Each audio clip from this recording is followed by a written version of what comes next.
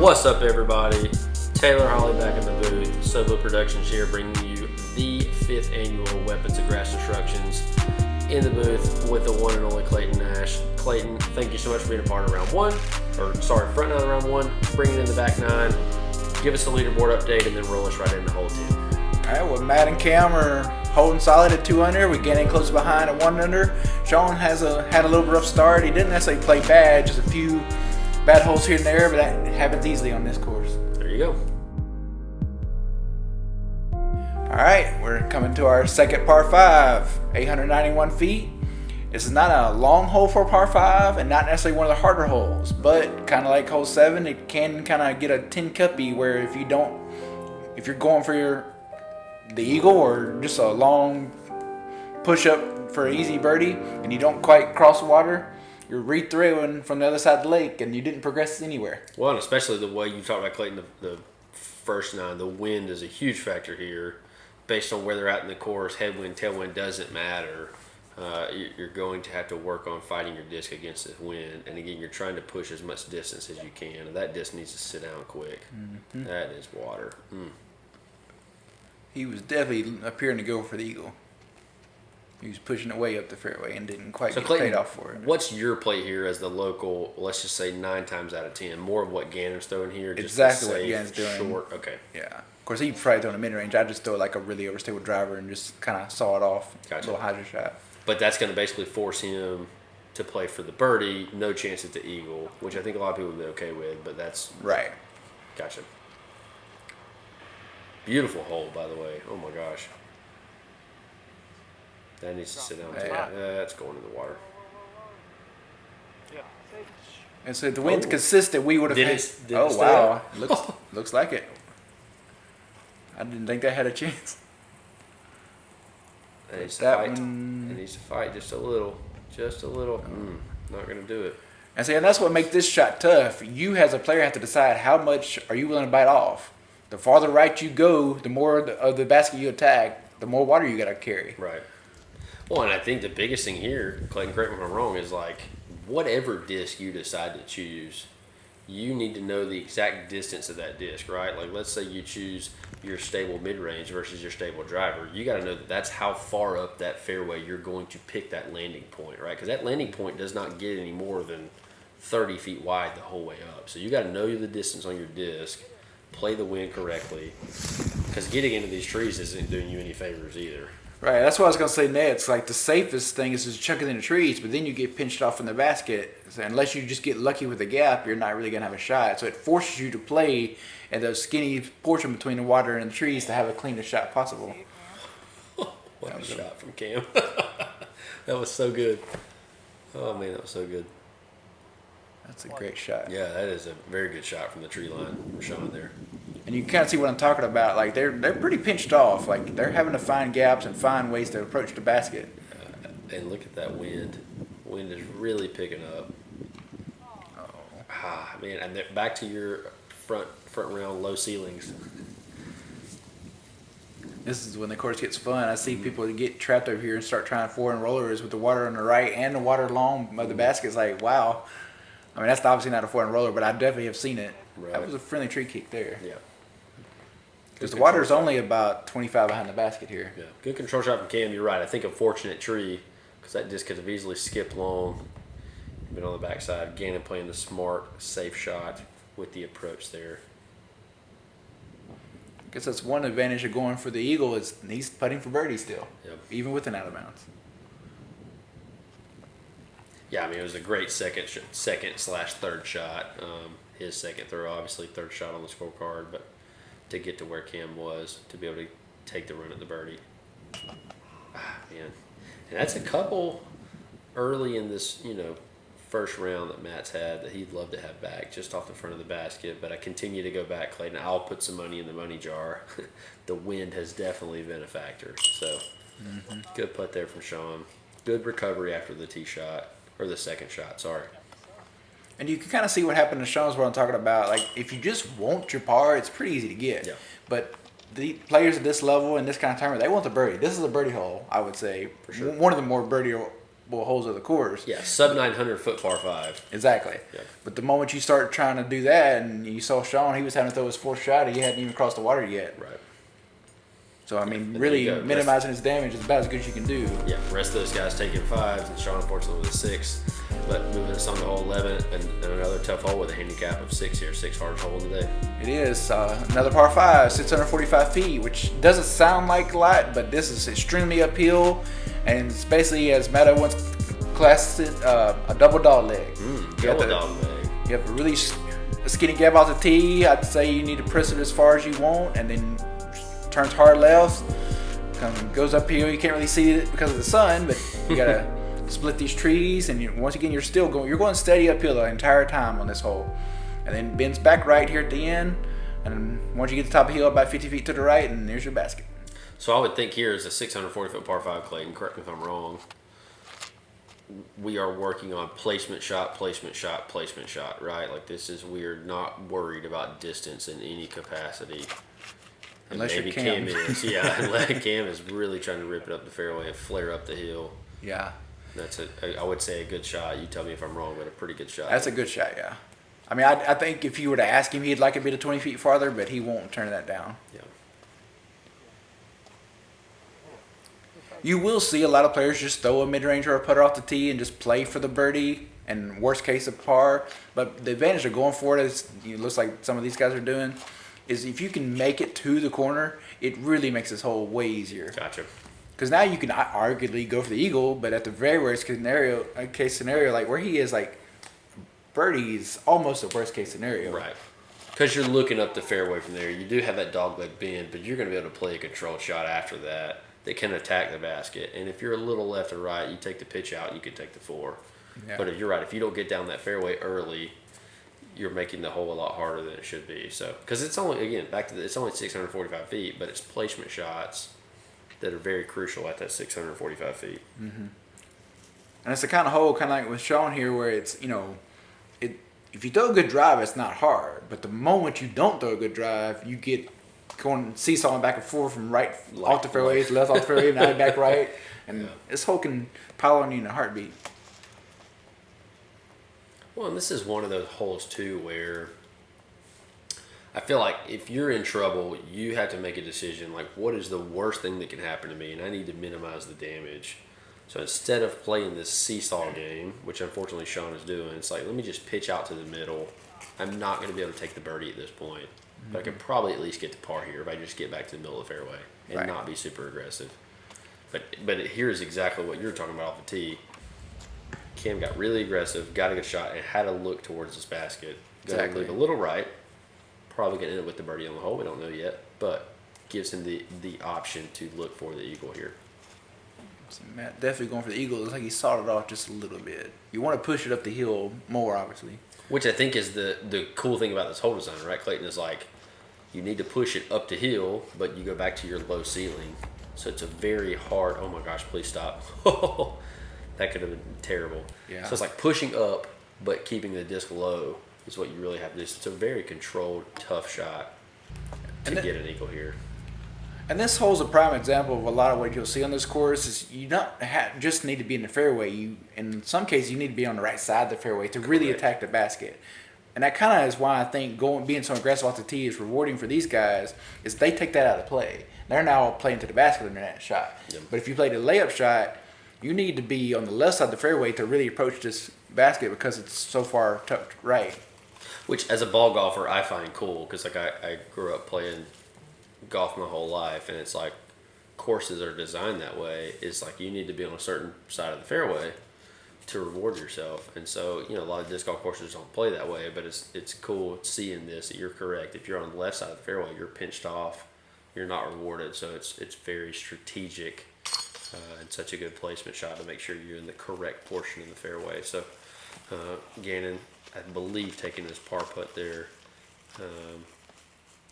Matt going to be able to get the birdie because, again, what you said, he had advantage off the tee shot. Didn't have the second shot great, but an easy pitch up for the birdie. Mm-hmm. Cam in the same position there. So, yeah, Cam had a clean look at the eagle. It was just a really long putt. Yep.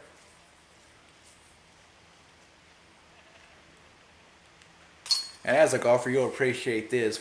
I like to coin these 3 holes, 10, 11, and 12, as our aiming corner. Aimant's corner, I like it. I knew where you were going with that rabbit, Clayton. and the reason is because hole 10, it starts about the time you're at the farthest point of the course from where you turn around, and you get 3 really tough holes in a row, starting, resulting in hole 12 here with 616 feet, just a par 4 downhill. But you can see that scoring by the scoring average, it's plays really hard. And what makes it so hard is not only do you have to hit this tight gap off the tee on a downhill hole, you need the right speed control. You need just to stop at the right spot too. Hitting a gap isn't good enough. And then when you finally do that, now you have another tricky approach with the water behind the basket and the basket tucked in this little gap here. Now, unfortunately, right here, you're going to see this is not part of the normal course. This is like some kind of leak from some kind of pipe, and the park wasn't able to fix it in time. So typically it's dry, is what you're saying. Yeah, right. Gotcha. But I thought you brought up a great point, Clayton. It's like a lot of times people are like, oh, I just got to hit the gap. And it's like hitting the gap's not good enough because of the ground play with the dry leaves. Like if you're throwing something too fast or on too much of an angle, you're flaring off, right and left where you're going. So speed control here, super crucial to make sure you land in the correct part of the fairway. Yeah, because see, Gannon there, he hit the gap, but he went too straight.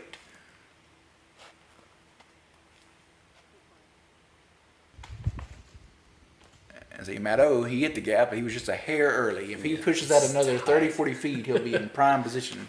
Yeah, tough tee shot, man. This is definitely the hardest hole on the course.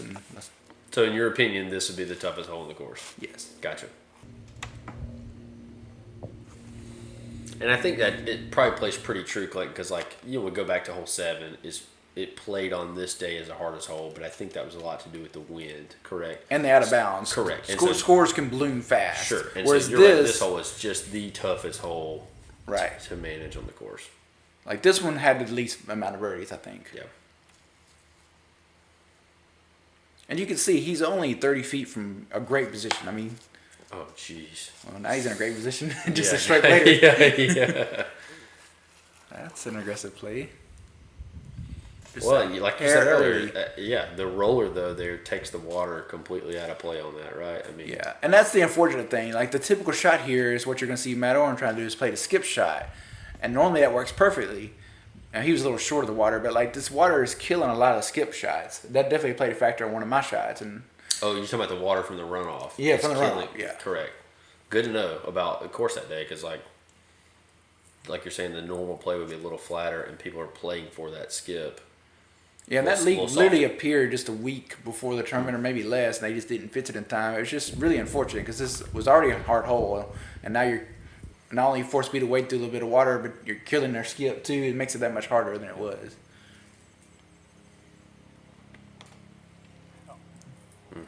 Cam going a little long there. Would have liked to have been just a little inside of that tree line to be able to flare up to the basket. Going to leave him more of a circle edge putt instead of something. And I hate to bring up the water again, but it just makes me think, was the water in his mind? Mm-hmm. Because he knows he can't get a skip, maybe he try to air it a little bit farther than he would have normally. Whereas normally he could have just thrown it 50 feet in front of him, taken a flare skip, and walked off with an easy. Correct. And smart outshot there from Gannon. There you see the water, Clayton, that you spoke of. So you're right. I mean, he was really having to push the disc all the way to the basket, right, instead of playing. Oh my gosh, what? Oh, like the double tap. But yeah, you're right. I mean, having to play it all the way to the basket instead of playing that normal short inside the tree line skip to the basket. So back to knowing that ground play, it's tough. Yeah, you can see there, I think the water even came in to play on his putt. Normally he kicks his leg pretty good, gets some juice behind his putt, it kind of jams it in there a little bit more, whereas he had more of a floating style, and that maybe allowed the chains to play with it more than it should have. I get you're right. So moving us on to hole 13. All right, hole 13, it's a par 4, it's only 409 feet, but it's straight uphill. So again, nice little trend on this course. It plays longer than it says. You basically just need a nice little sharp hyzer off the tee. Land up here anywhere in this clean spot. Ideally, you're right about where we are now. Set yourself up for a nice little putter shot or just whatever you're comfortable with to the basket. The basket's nestled in right between these trees right about here. So Clayton, then what are we trying to push here off the tee? 300? Are we trying to push 330? Or like what's the aim distance here? I'd say about 330. Okay. Which, so like you said, would leave us a little 70-foot putter shot into the basket is really what we're looking for. So. Well, I guess let me rephrase that. 330 power. It's obviously not going to go nearly as far with the heel and stuff. Right. Biggest thing on this hole is you just don't want to get pinched left or right, and you definitely don't want to hit trees because that can make this hole a lot longer really quickly. Yeah, so Matt and Cam both, I guess Gannon too, all three a little early left. Tough angle here. You're right on these guys. Sean looking to have a good little shot there. Maybe also a little early left. But like you said, it's a little thinned out there, and what you're just looking for is if we can press 300 plus up this fairway, we allow ourselves to look at the basket at least. Because good shots can get you up there where you just have a standstill putter approach to the basket. A pretty little flex forehand line. I believe that finished a little left of the basket, but we'll give him some kind of circle edge look. Ooh, and Matt got a little tricky situation here.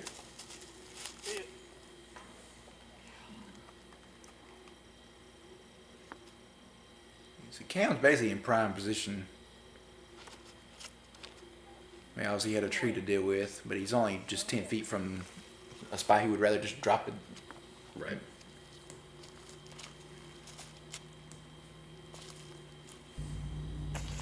Very nice. Beautiful. It's a common trend you see on this course. Like, not only do you want to hit the gas, which is always important, but speed control is important. Like Matto hit most of the fairway. You should see left it just a little bit left at the end, and it kind of pinched off the shot a little bit and made his approach far harder than it should have been. Yeah, I think that's been an interesting dynamic so far, Clayton. Is like, again, we go back to a lot of times you play courses and your speed control is not necessarily a factor. It's like hit a line, flip your disc up or flex your disc or whatever. But so far, especially on this back nine, speed control on that disc and how that disc lands is very important to what your second shot or your approach shot to the basket is going to look like. So, you've seen these guys struggle a little bit. If they don't hit the two shots just right, they're not getting the birdie look like Matt there. Had a really tough birdie look. So Cam getting that birdie, taking the one stroke lead on the card from Matt and moving us along to hole 14, which seems to be one of the easier holes these guys are going to play all day. Yeah, it's just a short little par 3, 285 feet. Really a sidearm hole. I mean, the backhand turnover is there. It's a little harder, I would say. But most of these guys, I think you actually may see Sean with the backhand. But most of these guys are just going to pitch out sidearms. That's the only danger for the players with a good sidearm is the roll away. You come to this hill, it's sloped a lot more than it looks like on camera. So that's the biggest key is to get the disc to stop.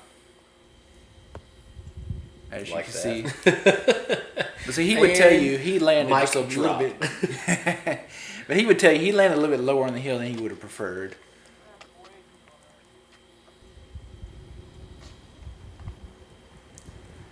Oh, he got through. Yeah, but turn it over a little early right. Matt and it's interesting, Clayton, like looking at the tee shot, you immediately think, why don't these guys just push straight? But that tree on the corner there guards that very, pushable shot. So you really got to go high. You got to go on angle. And again, like you spoke about, you got to figure out the exact angle to get up to the basket. And a little pitch out there. I believe that was from Matt. We're also going to have another one here from Gannon, I think. And caught a limb there, unfortunately. But I think probably still going to have a look for the par putt. And I think that's really the factor in this hole. Any sidearm just brings in that heel, makes it really hard to stick up there without rolling. The backhand is probably the better way to park it without rolling, but the backhand's a harder shot to execute. Yeah, just because you can land the disc flat on the backhand, right? You can land into the hillside. Right. Good putt. Good little par save there.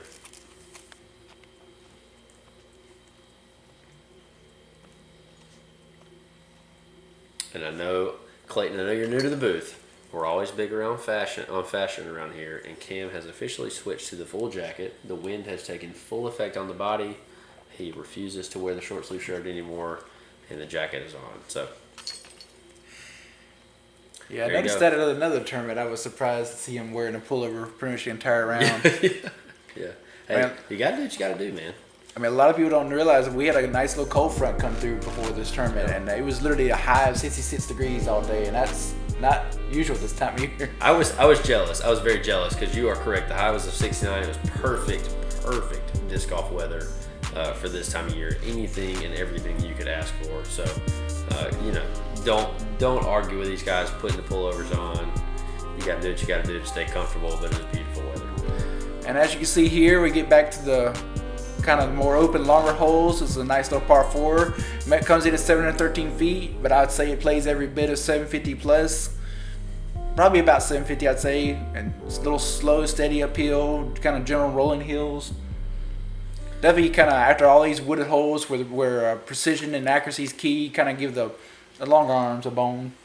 Yeah, but I think the one thing key here is, you're going to finish back to your where you're landing on the fairway, right? Like Cam's a little right there. This fairway is going to naturally slope left, so you want to do everything you can to land on the right side of it because it's going to pull the disc down the hill. And you've seen that from both these guys to begin with. Great shots, challenging the right side of that fairway and allowing the disc to finish left into the middle. It depends on what they're going for. Like on some level, you do want to be a little bit farther left. It gives you a better angle at the basket. As you see Matto, I think he'll be okay where he's going. Gotcha. I mean, Because obviously the basket finishes upwards right, correct? Exactly. Yeah. Gotcha. Yeah. So if you get too far right, you can pinch yourself off, and it either makes a really tough roller or a really good sidearm to approach the basket from the right side of the fairway. And that has a chance to be pretty good if it'll finish, and finishes right out in the middle.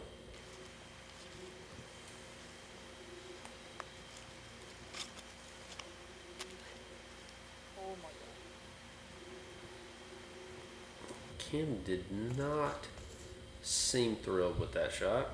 I'm assuming that finished a little short and left. Yeah, he's probably 100 feet below the basket. Oh, interesting.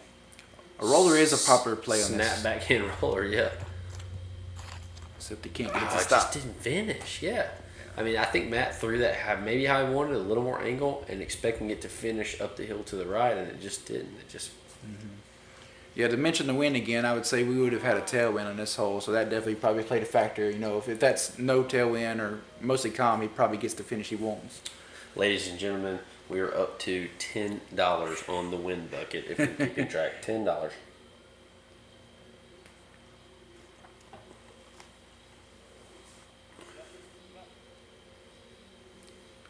So because of the injury you mentioned in the front nine, you can definitely see he's chosen some backhands on the shots that I would probably bet he would rather sidearm. Because that's a hard backhand from where he was. I think you're right, but I cannot imagine what it's like. Good job for Sean there. To rework your forehand to throw it off of 1 foot and figure out exactly how much torque and power you're going to put on your disc. So, I mean, he's still doing it on the short sidearms that aren't that hard, but you can definitely see sidearms like that where he's still 350 plus from the basket. That's a different animal on 1 foot. for sure. But kind of like hole 1, you can see like this slope is a pretty steady downhill. Like he's a good bit below the basket down there. Get it. Oh. Good run from Cam there.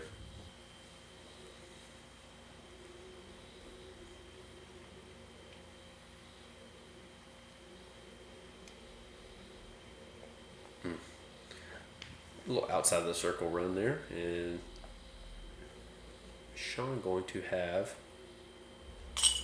a par putt, I believe. Good putt there. Very nice par. Played roller upshot putt. Which, like you said, I mean, this hole it's kind of funny and finishes upward right, so it makes sense that guys will play some rollers here.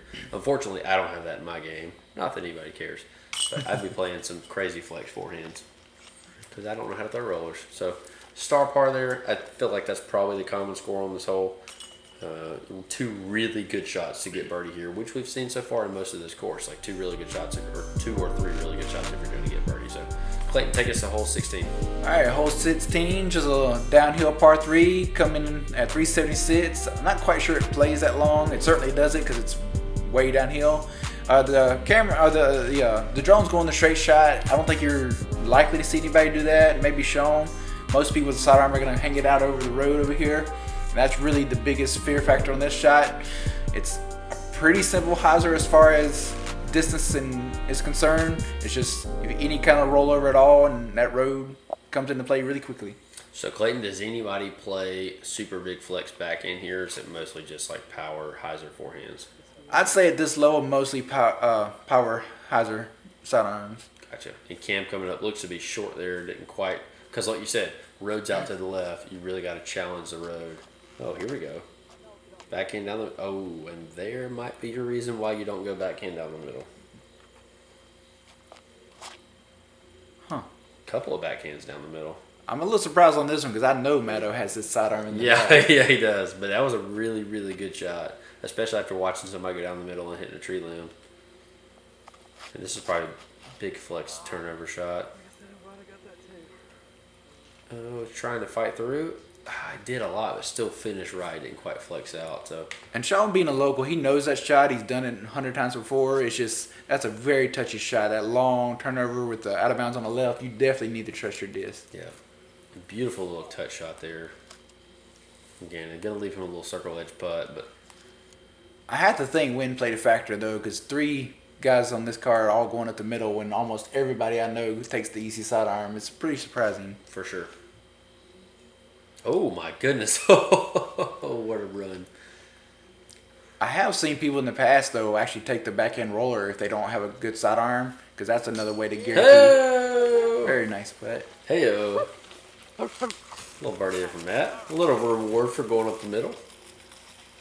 It seems like yeah, Clayton, I'm with you. I would not assume that most people would go up the middle here, right? Like the big out to the left play will be common. But again, wind obviously playing a factor, challenging that road the entire way. So, and as far as Gannon, it kind of goes back to what we said on previous hole. I'm sure even with that leg, I bet fully healthy, he probably sidearms all day long. For sure. And that's and that is a maybe the third one of the round, a kick out for Cam, but the last 2 have been very not friendly kickouts, and you could tell that one is really starting to weigh on him. So. Mm-hmm.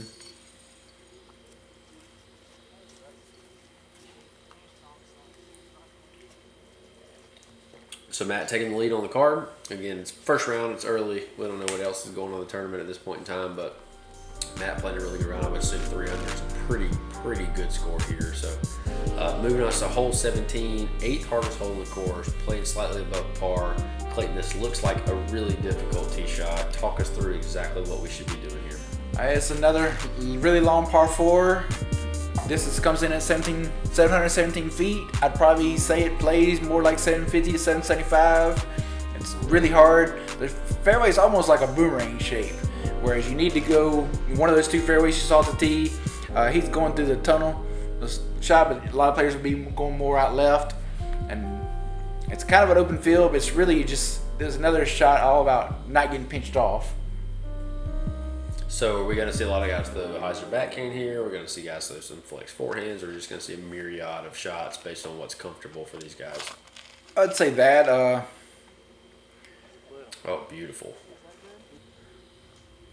Little too push right maybe, but I would think pretty good. I think he came out okay because he got the full S side of it. Gotcha. Normally you have to pick your fairway, but it looks like he chose the middle.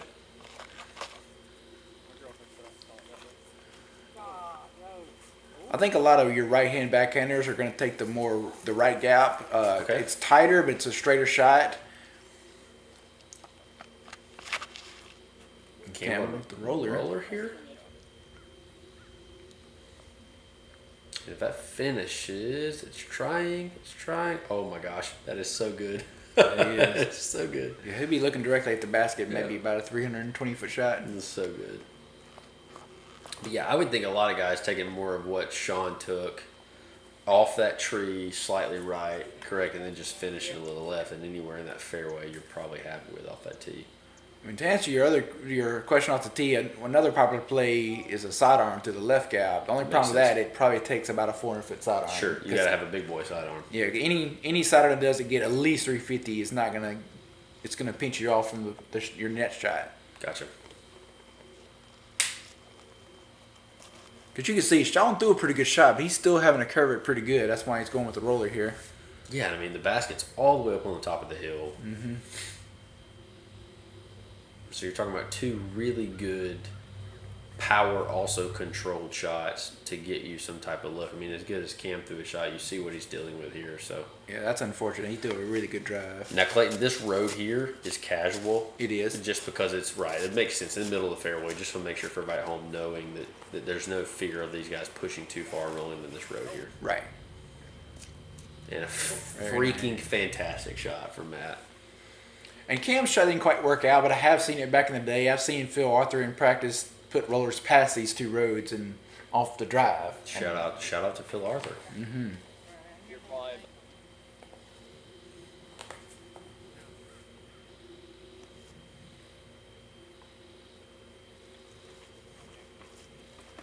Well played.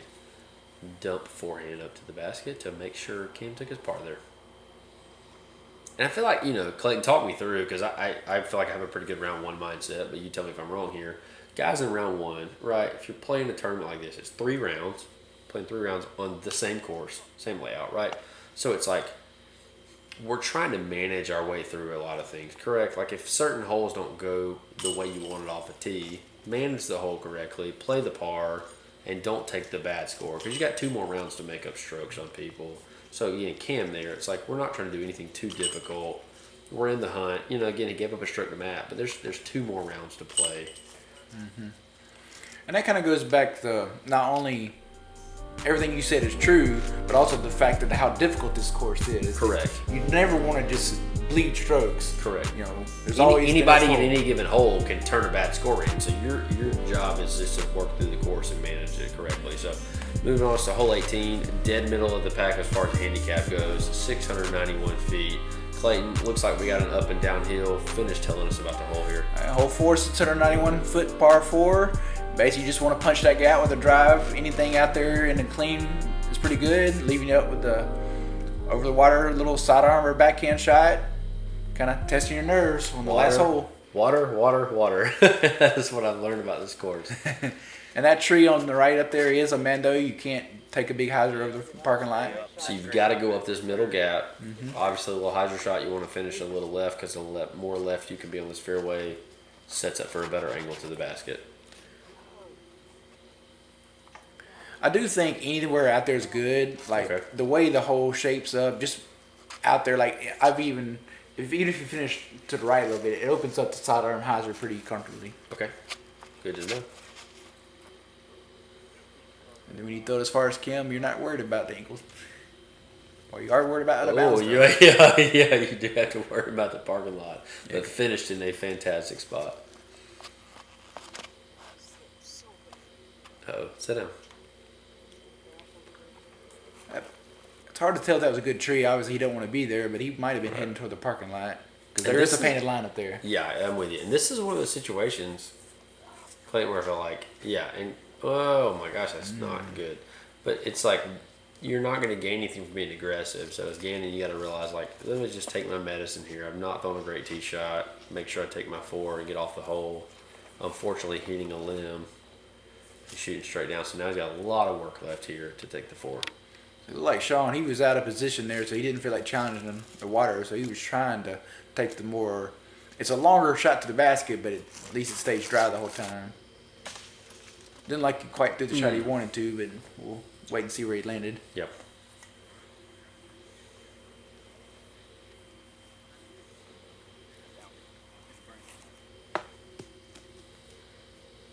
Cut to the basket and parked. That was a good treat.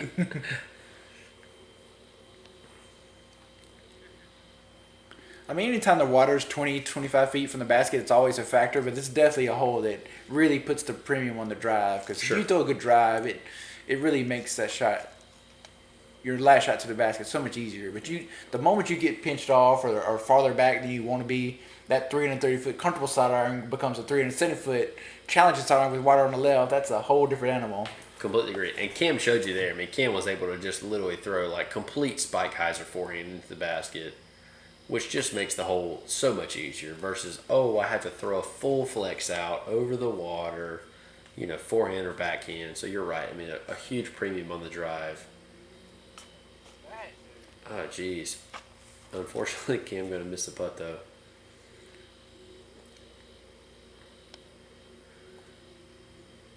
And this will be for the 5, I believe. Mm-hmm. Yep.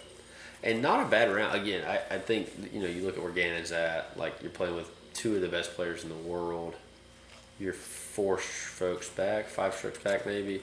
He's played a really good round. He's managed the course well. Going to set himself up in a solid position moving forward in the tournament. I know he's not happy with where he's at. However, you know, round 1, again, you're not trying to be the leader necessarily after round 1. You're just trying to be in the hunt. A lot of disc golf left to play on this course. Well, not only that, and add one more dollar to the jar. I mean, the wind really played a factor in this today. Like, there weren't very many under par. There weren't many under par scores from the field today. Like, if you were under par, you were pretty happy. And Matt with an incredible score. I mean, shooting 5 down. Great shooting. Shout out to Josh Coggio, Jacob Henson, 2 great Mississippi disc golf players. So obviously they're going to be in the hunt. Cam right there. Joshua Wynn. You see the rest of the leaderboard there. Again, anybody within 7-8 strokes, maybe even 10 strokes, the weekend's wide open with everything that can happen, especially with the wind going on. So, Clayton, I appreciate you being here. Thank you so much, obviously, for every bit of the sponsors. The course is in beautiful shape. Guys, check in for round 2. Tournament's wide open. Anybody's game. Looking forward to coming back to you later on. Clayton, we're out.